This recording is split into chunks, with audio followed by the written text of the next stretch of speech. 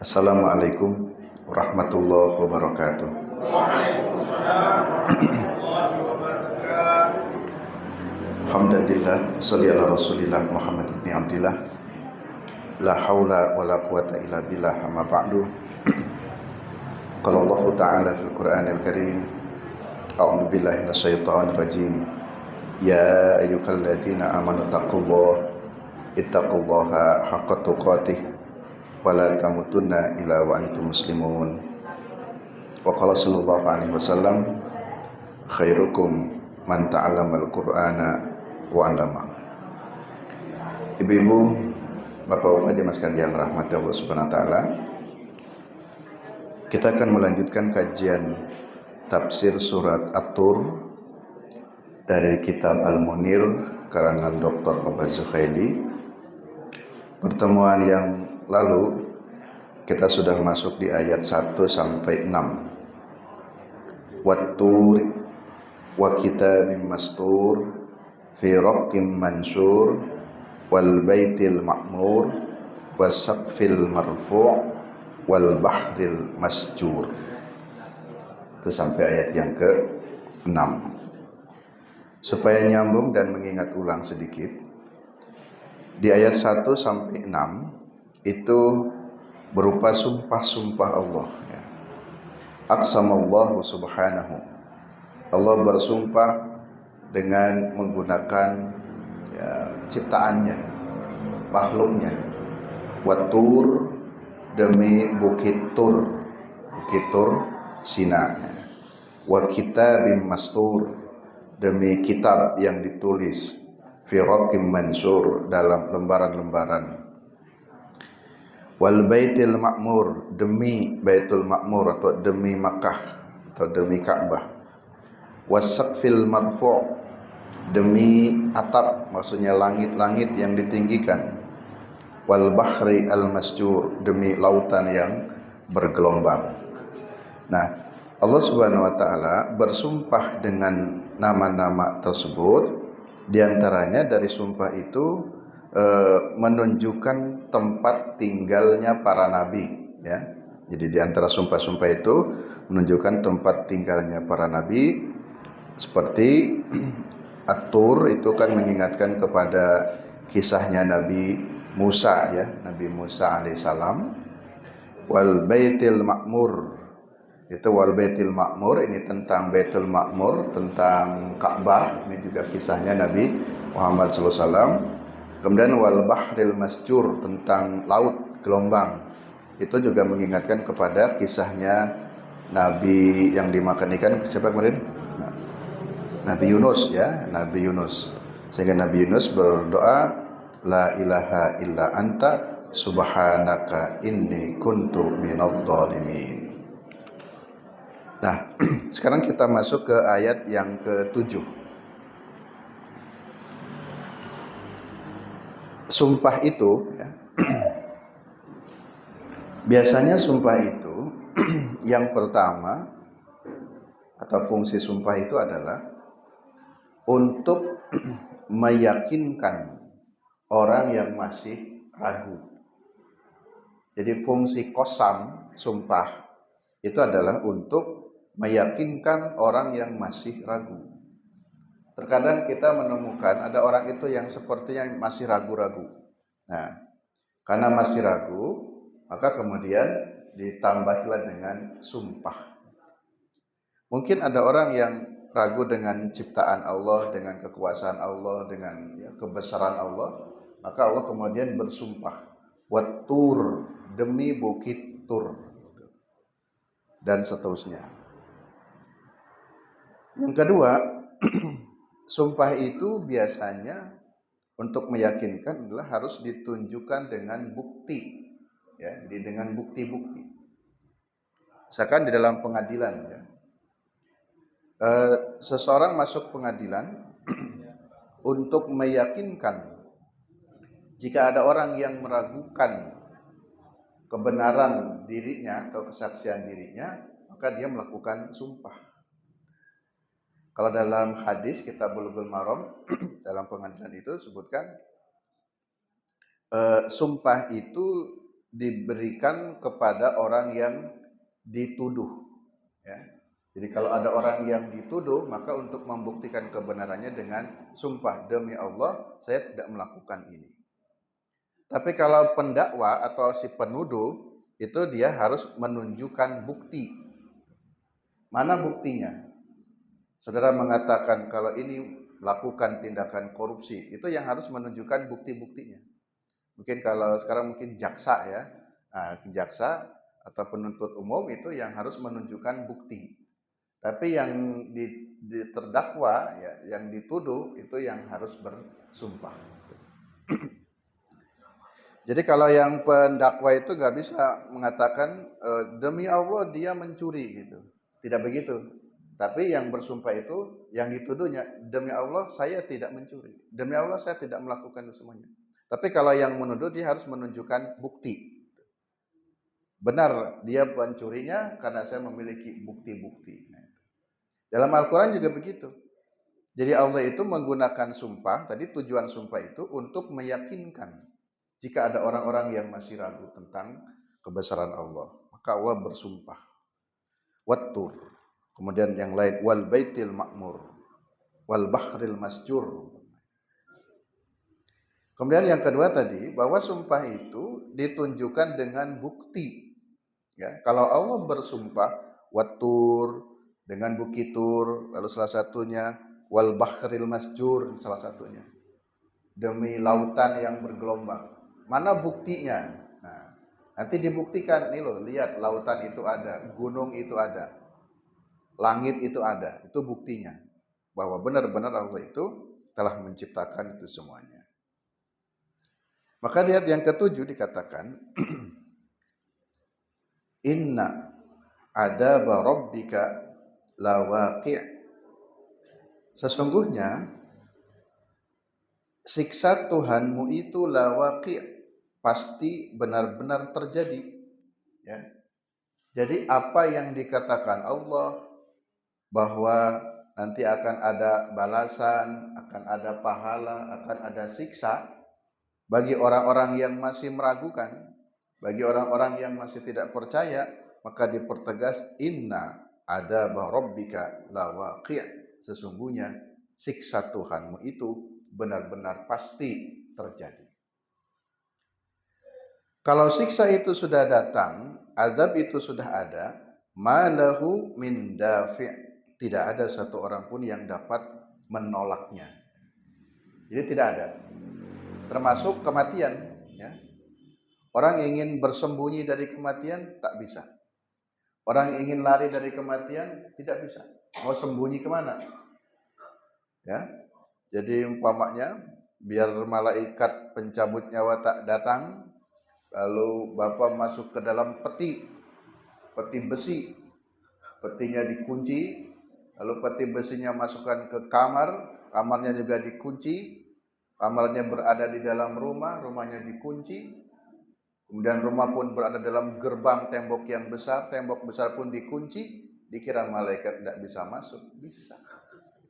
Jadi tidak ada yang bisa menolak kalau azab atau bencana sudah datang. Malahu min dafi. Jadi sesungguhnya kita mau percaya atau tidak percaya kepada Allah, azab itu pasti ada. Kita mau ragu atau tidak ragu terhadap apa yang dikatakan Allah, pasti itu akan terjadi. Kalau begitu kan percuma saja. Daripada kita tak percaya, lebih baik kita percaya. Karena dengan percaya itu malah kita bisa mempersiapkan diri. Daripada ragu, mendingan yakin saja. Karena dengan yakin bahwa azab itu ada, maka kita akan selalu berhati-hati.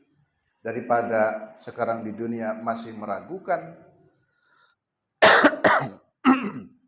atau daripada kita pun tidak meyakini, toh nanti itu pasti terjadi, lawaqi'. Ya, pasti terjadi. Orang nggak percaya kematian dengan orang yang percaya kematian, tapi tetap keduanya pasti mati. Milih mana? Kan milih percaya saja. Kita percaya dan yakin akan ada kematian dan tetap akan mati, dengan ada orang yang tidak percaya akan ada kematian tapi dia pun akan mati. Ya lebih baik kita percaya. Sehingga dengan percaya itu kita lebih tadi persiapan dan berhati-hati. Bukti-bukti lagi ditunjukkan oleh Allah di ayat yang ke-9. Ayat 9 dan 10 coba lihat. Yauma tamurus samaa'u mawra wa tasirul jibalu sayra. Yauma pada hari itu ya. Nanti maksudnya pada hari kiamat. Bukti ya nanti pada hari kiamat tamurus sama'u mawra. Langit itu akan bergoncang dengan goncangan dahsyat. Langit akan bergoncang dengan goncangan dahsyat. Watasirul jibalu sayra. Watasiru dan akan berjalanlah opo al jibalu gunung-gunung sayra dengan benar-benar berjalan. Gunung-gunung akan berjalan. Jadi gunung itu nanti bisa berjalan, bisa lari sayra dengan cepat. Jadi nanti langit itu bergoncang, kemudian gunung-gunung pun itu bisa lari, bisa seperti kendaraan gitu, bergerak. Sayra dengan benar-benar bergerak atau berjalan. Ai innal adaba lawaqi.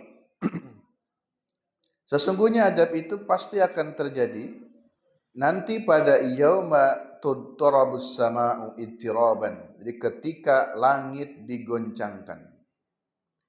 Ketika langit digoncangkan maka tataharraka fi makaniha. Dia akan bergerak dari tempatnya. Ya seperti ya kita dalam rumah digoyak-goyak itu, semuanya bergerak gitu. Kemudian watazulul jibalu fi mawdiha.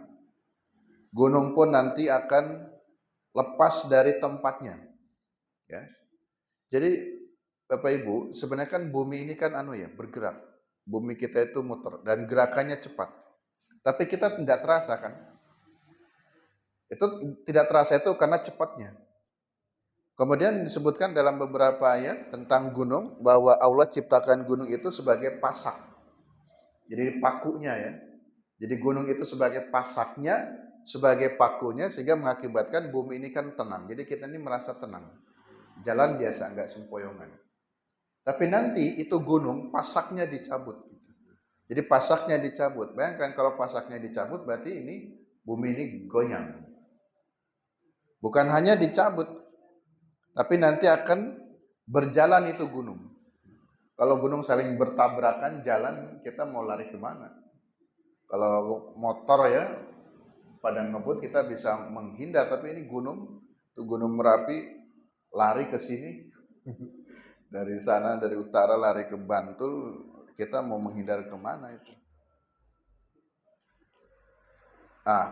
Tentang jibal ya. Tazulul jibalu min mawadiha kasayri sahab. Wah, di sini cepat sekali ini. Jadi gunung itu nanti akan tercabut dari tempatnya, lalu kemudian dia akan bergerak kasayri sahab seperti bergeraknya awan. Kan awan bisa bergerak. Ya. Jadi awan itu bisa bergerak, maka gunung pun nanti akan bergerak seperti bergeraknya awan. Wa tasiru khaba'un membassa. Kemudian akan bukan hanya bergerak, tapi gunung itu terbang.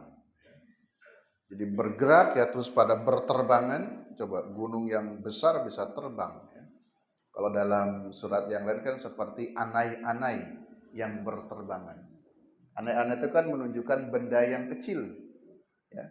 Karena kecil itu kan bisa berterbangan. Maka nanti pada saatnya, ya, ini Allah ingin menunjukkan bukti. Setelah sumpah pun mungkin diabaikan. Ya. Allah bersumpah masih ada yang mengabaikan, maka Allah menunjukkan bukti. Nanti benar-benar itu terjadi, gunung itu bisa bergerak, bahkan gunung pun bisa terbang. Nah, maka manusia-manusia yang mengalami hari kiamat tersebut sudah tidak bisa lagi berkata-kata yang dulu mungkin tidak meyakini atau tidak mempercayainya. Watan sifu nasfan, ya. Jadi berjalan, kemudian terbang, watan sifu nasfan, dan kemudian hancur. Hancur ini begini Bapak Ibu. Kalau kita melihat di jalan raya, umpamanya di tol ya, Atau mobil dengan mobil tabrakan, jeder kan hancur. Saling bertabrakan. Coba ini yang tabrakan gunung ya. Jadi gunung berjalan, gunung berterbangan lalu kemudian saling bertabrakan. Terus hancur. Nah, hancur itu gunung itu isinya apa? Ya, pasir, bebatuan, ya api. Ya. Nah, terus kita mau lari kemana? Ya, tidak bisa. Padahal jumlah gunung yang ada di dunia ini, wah jutaan ya. Bayangkan itu jutaan gunung pada berterbangan. Saya mencoba mencatat ya istilahnya gunung-gunung utama saja itu di dunia ini ada sekitar 1187 gunung. 1000 gunung coba. 1000 gunung berterbangan di atas kita. Yang gunung Merapinya ada 1300-an. Di Gunung Merapi ya isinya api itu. Jadi kalau lahar saja kan begitu panasnya ini nanti dibelah itu gunungnya berisi api. Nah, hancur ya kita kan yang akan kena juga manusianya. Kalau di Indonesia tercatat gunung itu ada sekitar 400 ya di Indonesia. Dari seribuan gunung ternyata di Indonesia cukup banyak. Ada 400 gunungnya itu ada di Indonesia. Dan Gunung Merapinya ada sekitar 127. Ya, 127 gunung Merapi yang aktif. Nah, ini di kita saja ini ada satu gunung Merapi ya ini. Itu kalau hancur total lah kita binasa semua. Kita baru dikasih beberapa saja sudah kebingungan ya, dikasih baru debunya saja. Baru debunya saja sudah kebingungan, mungsi ya. Waktu tahun berapa itu ya Mbah Marijan meninggal itu ya 2010 ya. Nah, Mbah Marijan meninggal terus sama ada satu atau beberapa orang tuh wisatawan yang masuk ke dalam bunker ya. Masuk ke dalam bunker karena sudah nggak bisa melarikan diri, dia pikir masuk ke dalam bunker ini ya selamat, masuk juga ke dalam itu air ya. Ke dalam apa itu namanya? Kolah ya, kolah air supaya dingin. Malah airnya malah mendidih. Nah, jadi dia kayak direbus. Nah, itu baru berapa persennya itu yang dikeluarkan itu oleh Gunung Merapi yang kita ini. Apalagi kalau hancur sehancur-hancurnya, kemudian nanti di Indonesia 127 Gunung Merapi semuanya dihancurkan. Ya itulah bukti yang akan Allah tunjukkan kepada mereka orang-orang yang masih tidak percaya. Ayat yang ke-11. 11-12. Fawailun yawma idil lil mukaddibin. Kecelakaanlah yauma idin pada hari itu lil mukaddibin bagi orang-orang yang mendustakan. Jadi pada hari terjadinya kiamat, sungguh benar-benar akan terjadi wail, kebinasaan, kecelakaan lil mukaddibin bagi orang yang mendustakan. Ya. Karena mendustakan itu dia tidak percaya dengan apa yang diperintahkan atau yang dikabarkan oleh Allah. Mereka pun tidak percaya dengan apa yang telah disumpahkan oleh Allah.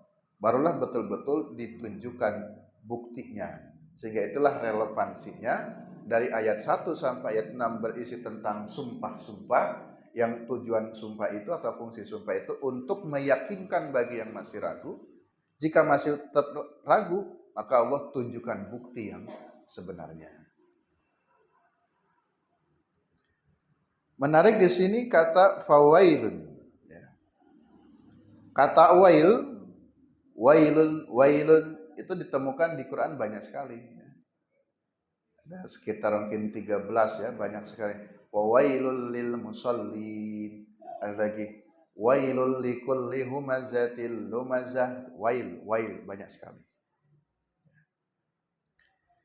Setiap kata wail dalam Al-Quran itu bisa menunjukkan ya, kata wail. Kalau kita menemukan kata wailul lil mutaffifin, banyak tuh.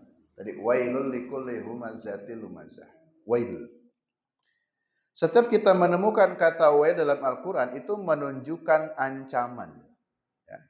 Jadi kalau ada kata wail itu ancaman. Ya. Bukan seperti di TikTok well. Well, terus apa yang joget apa itu? Joget apa? Dashboard apa ya? Joget dashboard well. Itu kalau wail kecelakaan. Jadi kata wail itu menunjukkan sebuah ancaman. Jadi kalau Allah sudah mengatakan wailul lil mutaffifin, celaka, ancaman bagi orang-orang yang selalu curang. Wailun itu. Yang kedua, dalam tafsir, kalau kita menemukan kata wailun selain maknanya adalah sebuah ancaman, yang kedua kata wail itu bisa menunjukkan sebuah kemurkaan. Ancaman dan murka ini beda. Kalau ancaman itu kan belum terjadi. Awas, hati-hati. Jika kamu melakukan itu, bisa terkena pasal ini. Umpamanya, itu kan baru ancaman. Sudah diingatkan, kok masih melakukan? Ini murka Allah gitu. Maka kata wail itu menunjukkan juga kemurkaan Allah. Jadi Allah benar-benar murka. Dan diingatkan jangan curang, masih curang. Akhirnya dikatakan wailul lil mutaffifin. Wail. Kata wail juga bisa maknanya itu ya lembah, neraka. Jadi wail itu juga bisa maknanya neraka. Seperti fawailul lil musallin.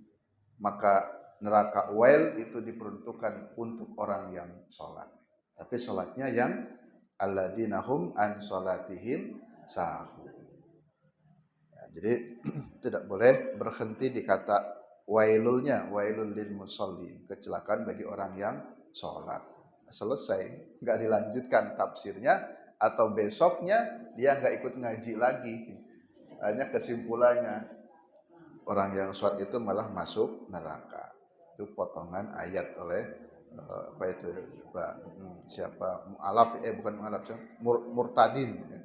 Menukil potongan ayatnya begitu. Kecelakaan bagi orang yang sholat. Kalau sholat yang sahur.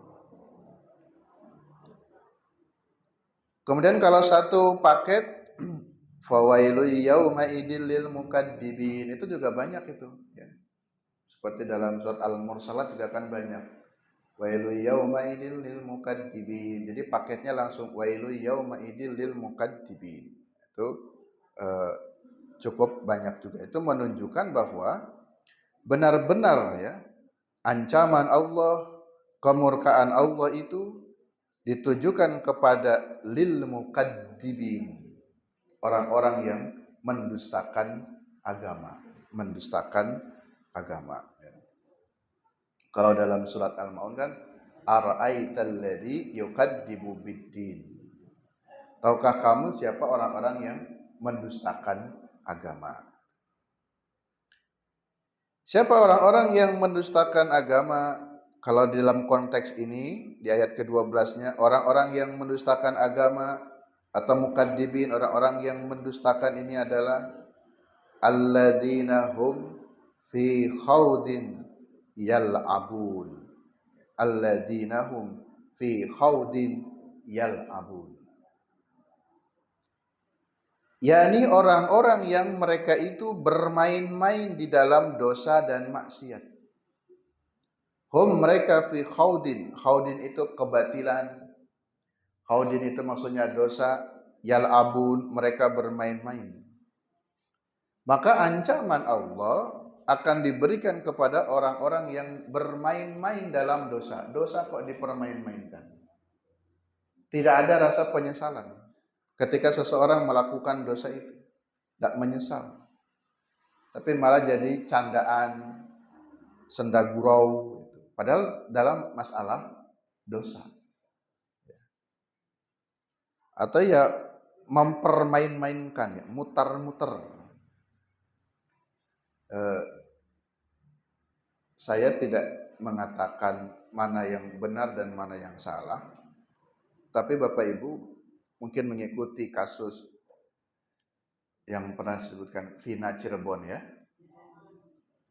Vina Cirebon di akhir mengajukan banding ya PK tetap ditolak. Saya nggak tahu siapa yang bermain-main ini. Tapi yang di penjaranya itu tetap saya tidak melakukan itu.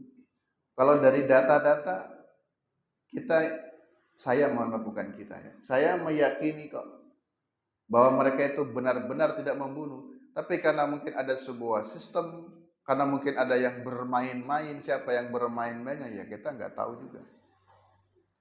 Sampainya pengacaranya mengatakan, ya gimana lagi ya, sudah mengajukan PK tapi kok ditolak juga. Padahal yang diponis seumur hidup, sementara dirinya benar-benar tidak merasa membunuh, terus gimana itu? Hanya tinggal satu langkah lagi yang mungkin bisa ditempuh, yang melakukan gerasi.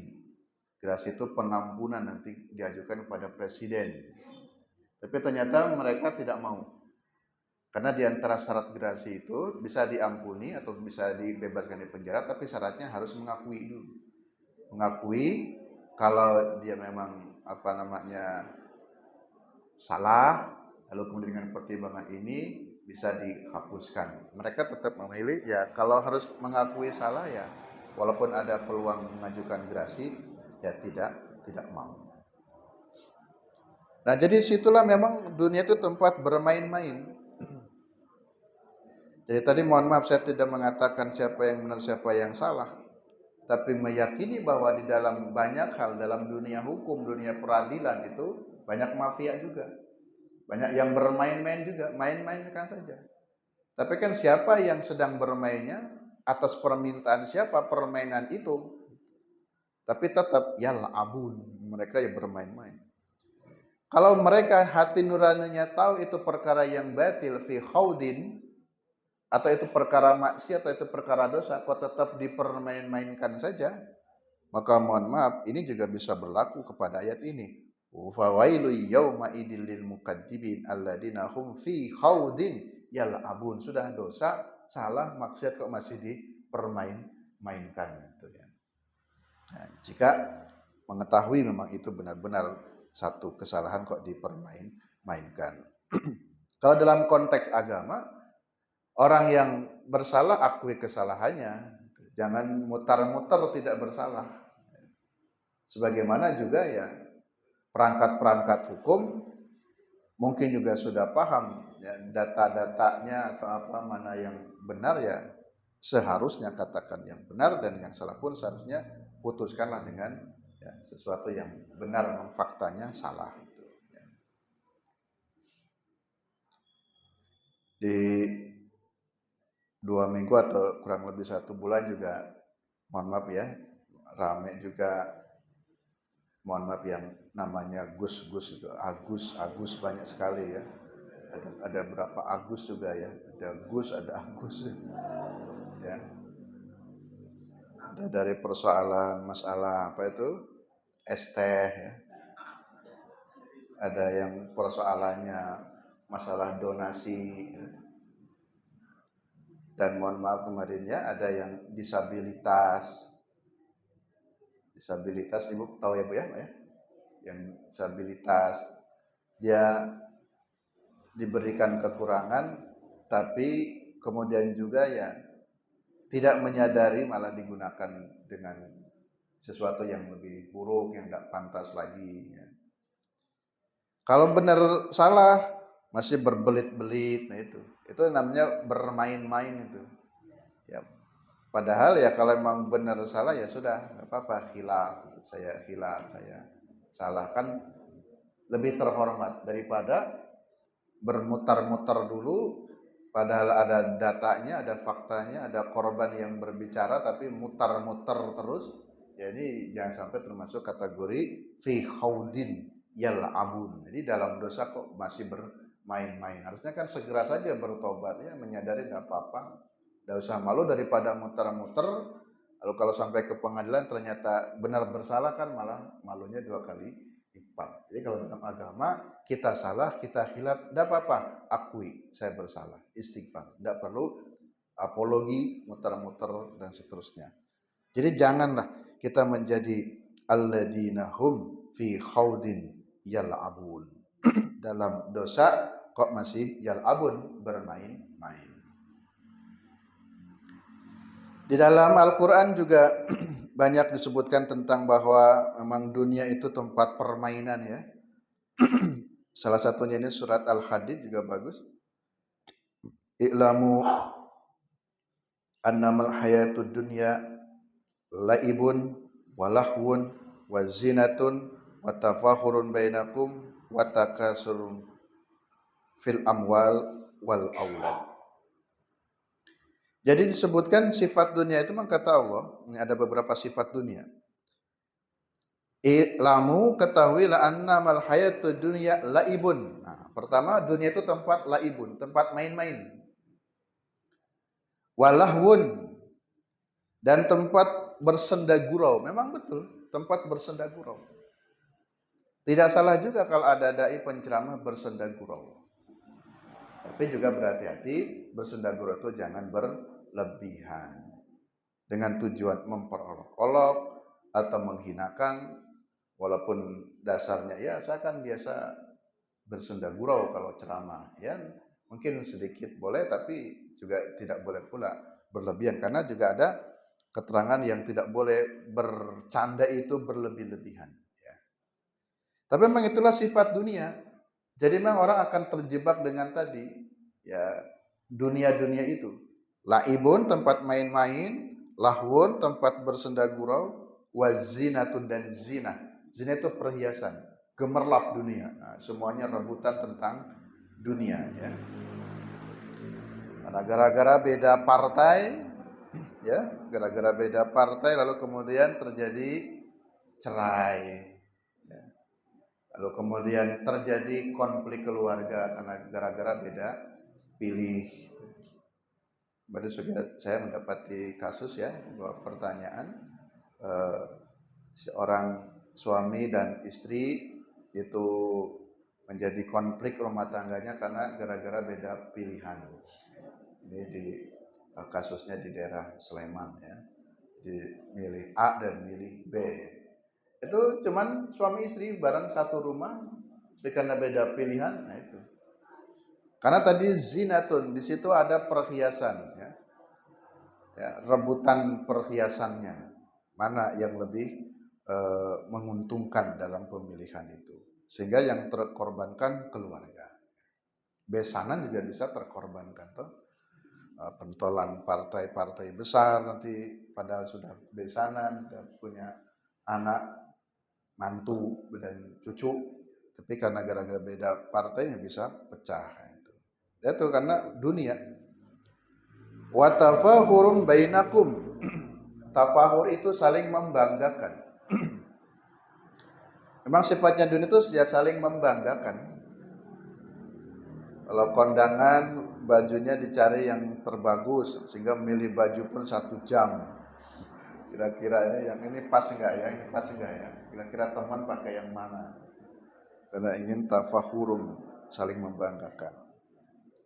Watakasurun fil amwal wal aulad, dan memperbanyak ya dalam harta dan anak-anak. Cerita tentang anak, cerita tentang harta, itu contohnya korun itu, watakasurun fil amwal.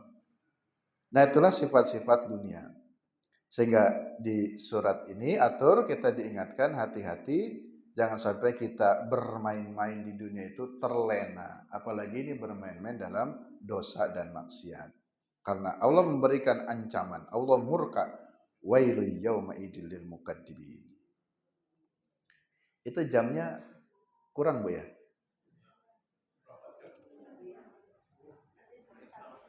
Sekarang jam berapa?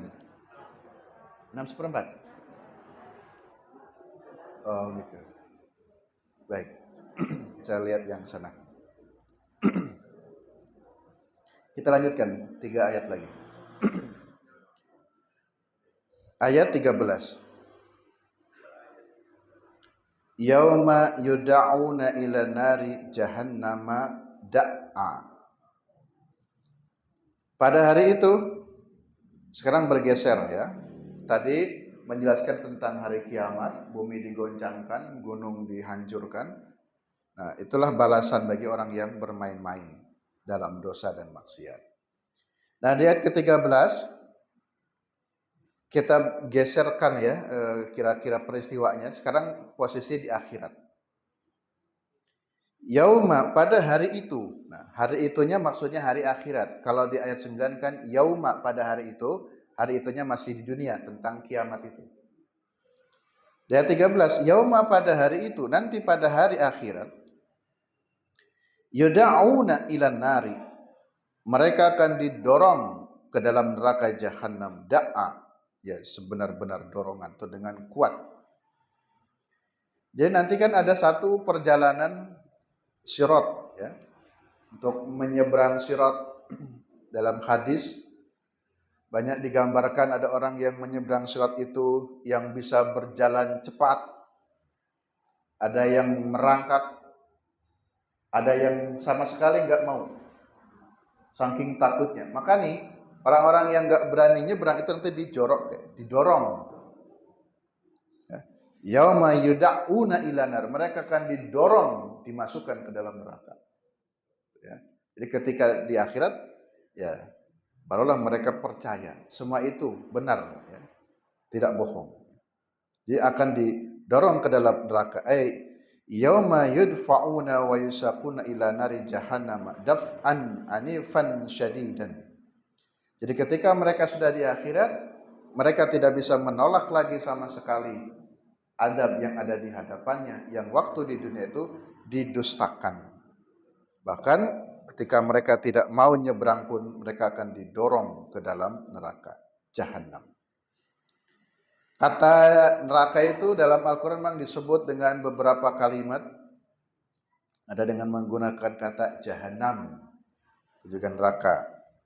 Ada sa'ir, ya sa'ir itu juga artinya neraka. Ada laddo juga neraka.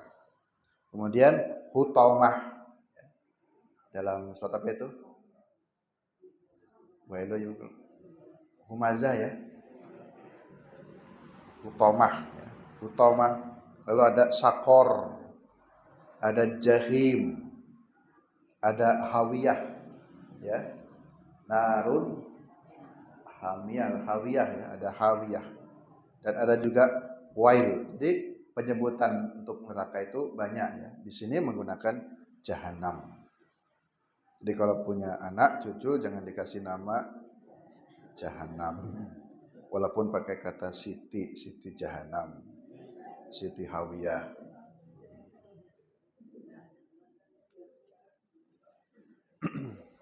Kemudian wa yuqalu lahum taqri'an wa tawbihan. Nanti akan dikatakan kepada mereka, orang-orang yang tadi berdosa itu yang dijorok ke dalam neraka jahanam. Di ayat ke-14, hadihin nar, inilah neraka. Allati kuntum biha tukadzibun, yang dulu kamu dustakan. Nah, sekarang tahu. Ini loh neraka. Ini loh siksa yang kamu tak percaya ada siksa, tak percaya ada neraka. Atau kamu dengar ada siksa, ada neraka, tapi kamu tetap tidak mau berubah dari dosa dan maksiatmu. Nah sekarang hadihin nar. Jadi istilahnya apa Bu ya? Kalau anak begini-begini terus marah itu diginikan. Ini loh gitu. Nah itu apa? Di lock apa ya? Nah ini loh, kamu ngeyel terus begini loh akibatnya. Nah kira-kira gitu. Sambil jengkel. Taubih itu kan mengatakan sesuatu yang negatif, yang buruk. Hadihinar, ini loh neraka jahanam. Allati kuntum biha tukadzibun, yang kalian dustakan dulu itu. Yang kalian tidak percaya. Ini loh sekarang tahu buktinya, tahu rasanya. Nah, kira-kira gitu. Ya, digitukan ya. Allati taqul zabaniyah. Itu dikatakan oleh malaikat zabaniyah. Ini loh neraka. Taqri'an wa tawbihan. Hadihin nar allati tusyahidunaha hiyan naru allati kuntum tukadzibuna biha fid dunya. Jadi kata malaikat Zabaniyah, ini loh neraka yang sekarang kamu saksikan, kamu rasakan ini. Yang itu dulu adalah allati kuntum tukadzibuna biha fid dunya, yang dulu kamu dustakan waktu di dunia. Wa taqdibu biha taqdiba lirrasuli alladhi akhbaraha biha min tariqil wahyi. yang dulu juga kamu mendustakan kepada Rasul. Ya, jadi orang tidak percaya kepada Nabi dan tidak percaya kepada Rasul waktu di dunianya. Nah, yang kamu dustakan ini sekarang tahu nih balasannya. Allah sudah ngasih tahu waktu di dunia jangan mendustakan Allah dan Rasulnya. Ternyata tetap didustakan. Maka sekarang akibatnya ini, ya, hadihin nar. Bapak Ibu, kalau orang sudah masuk neraka atau orang sudah berada di akhirat, tidak akan banyak permintaan. Sudah tidak butuh lagi harta, tak butuh lagi anak yang dibanggakan, tak butuh lagi jabatan yang kemarin diperebutkan, sudah nggak butuh yang lainnya. Tidak ada banyak permintaan lagi. Mereka hanya minta satu. Setiap orang meninggal itu hanya mintanya satu. Mintanya kembalikan ke dunia ini. Ya Allah, kembalikan lagi ke dunia. Ingin mengulang lagi di dunia. Saya ingin beribadah, ingin begitu. Yang tadi watafahurun, saling berbangga-bangga, watakasurun, laibun walahun. Jadi memperebutkan jabatan dan segala macam, nanti di akhirat sudah enggak ada lagi, enggak tertarik lagi. Permintaannya hanya satu, kembalikan ya Allah ke dunia ini. Saya ingin ngulang hidup ini. Nah itu, jadi itulah gambaran orang yang sudah meninggal dunia. Maka kita alhamdulillah masih diberi kesempatan hidup. Nanti tidak akan ada lagi tawaran, tidak mungkin kembali lagi ke dunia. Berusaha semaksimal mungkin, ya, semampu kita. Tapi harus berusaha semampu kita untuk menjadi orang yang baik. Ayat 15. Afasahrun hada am antum la tubsirun. Nah, ini masih sindiran lagi, ya. Malaikat Zabaniyah tadi yang pertamanya itu di lokke, sekarang masih juga disindir. Afasirun hada, coba. Apakah ini sihir neraka ini? Apakah ini bohong? Apakah ini pura-pura saja neraka ini? Benar apa enggak? Nah, padahal benar juga. Tapi mereka juga paham, ini hanya sindiran saja. Jangan-jangan ini sihir, sebagaimana kamu dulu juga mengatakan Muhammad ini sihir. Enggak percaya. Sekarang kamu enggak percaya di neraka. Apa sihrun hada? Apakah ini sihir? Am antum la tubsirun, atau memang kamu enggak bisa melihat saja?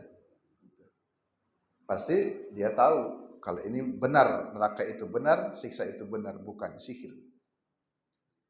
Ditutup di ayat yang ke-16, islauha, masuklah kamu ke dalam neraka ini. Jadi kata malaikat Zabaniyah, islauha, masuklah kalian ke dalam neraka ini yang kamu tukadzibun, selalu mendustakan agama, mendustakan Allah dan Rasulnya. Fasbiru, bersabarlah. Ya, suruh bersabar di neraka. Tapi sudah ada guna lagi sabar di neraka. Dan di sini juga masih sindiran saja.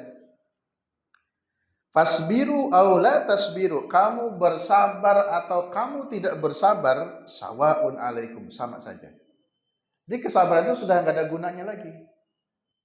Ya. Kalau sudah masuk neraka, ya rasakan saja begitu. Kamu rasakan sendiri akibatnya. Mau disebut ya bersabar ya nak, ya nggak bisa juga. Sehingga di sini bukan pilihan, ya hanya, ya kan kalau sudah di akhirat kan hanya istilahnya, ya sudah akibatnya itu risikomu sendiri begitu. Fasbiru aw la tasbiru, kamu bersabar atau kamu tidak bersabar, sawaun, sama saja alaikum bagi kamu. Artinya kalau sudah di akhirat ya sudah tidak ada pilihan lagi. Itu risiko yang terakhir. Karena innama tujzauna ma kuntum ta'malun. Sesungguhnya tujzauna, kalian akan dibalas ma kuntum ta'malun, sesuai dengan apa yang kamu kerjakan dulu di dunia. Jadi semuanya itu atau balasan itu akan sesuai dengan apa yang kamu kerjakan. Istilahnya hasil itu ya tidak akan menyalahi dari usahanya. Jadi kalau usahanya sungguh-sungguh, ya insya Allah baik. Tapi kalau usahanya tidak sungguh-sungguh, maka ya juga sebaliknya. Ketika kita di dunia sekarang ini sungguh-sungguh beribadahnya, ya insya Allah akan mendapatkan balasan yang baik. Tapi jika sebaliknya tidak sungguh-sungguh, maka kita pun akan mendapatkan balasan yang buruk. Demikian ibu-ibu, bapak-bapak sekalian yang rahmatullah SWT, kajian tafsir surat At-Tur ayat berapa tadi? 7 sampai 16 ya. Alhamdulillah sudah selesai sampai ayat 16. Insyaallah pertemuan berikutnya kita lanjutkan di ayat 17. Mudah-mudahan ada manfaatnya. Kurang lebihnya mohon maaf. Mari kita akhiri dengan doa kafaratul majlis. Subhanakallahumma wa bihamdika asyhadu an la ilaha illa anta astaghfiruka wa atubu ilaik. Alhamdulillah. Amin. Billahi taufiq wal hidayah. Assalamualaikum warahmatullahi wabarakatuh.